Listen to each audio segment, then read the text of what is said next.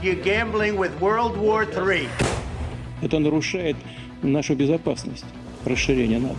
As a military strategic planner, a former planner, you don't want politicians telegraphing what your next moves are going to be. The U.S. will take over the Gaza Strip, and we will do a job with it, too.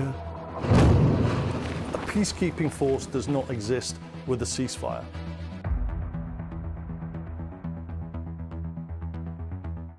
Now, President Trump has announced that the United States will impose a 25% tariff on goods imported from India starting on August the 1st. He also said the world's fifth largest economy will face an unspecified penalty for continuing to trade with Russia on military capability. It comes as Mr. Trump's shortened deadline for Russia to come to the table on a ceasefire in Ukraine inches closer.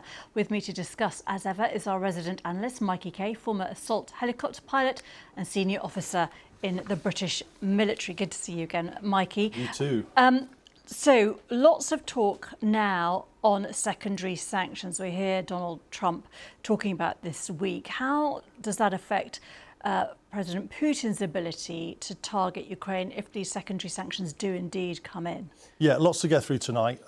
So let's start by taking a look at Trump's announcement on bringing the deadline on secondary sanctions and tariffs forward against Russia. Here he is speaking in the UK earlier this week. Let's take a look at what he said. I'm going to make a new deadline of about 10 or 12 days from today. There's no reason in waiting.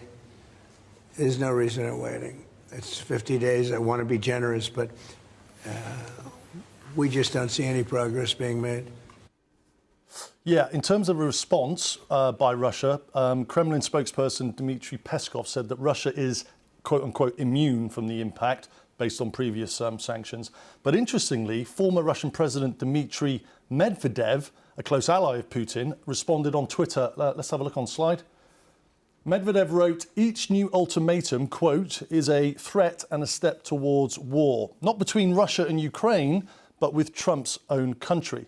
So, Geeta, from a military perspective, Trump's Truth Social post today is a good example of how the US is trying to use secondary sanctions as a threat. Let's go slide and have a look at what he said. I won't read it ad verbatim, but basically Trump is going after India on its purchase of energy from Russia. That's around just over 2 million barrels a day, for which Russia is using that funding towards its war in Ukraine.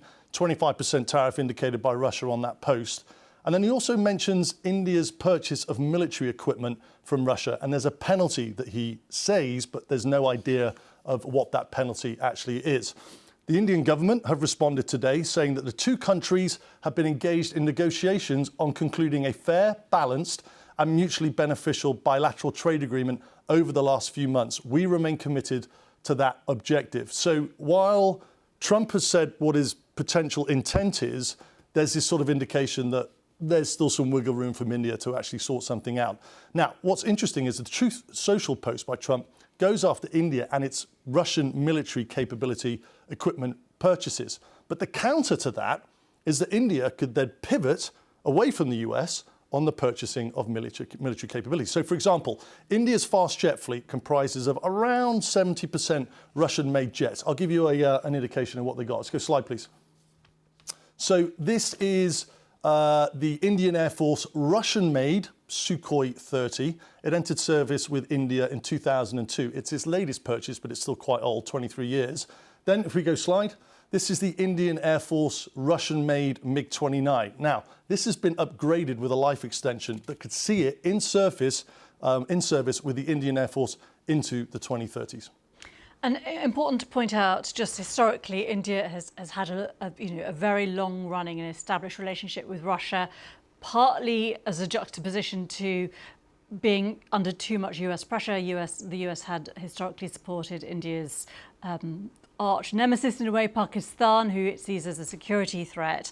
But also just to bring in the whole question of oil imports from Russia, because the Indian High Commissioner to the UK, speaking last week in an interview to Times Radio, said many of India's European partners are continuing to buy rare earth and other energy products from the same countries that they are, quote, refusing to let us buy from. And he said, don't you think that seems a little bit odd? So there are these, other political factors, aren't there? In terms of where we are now,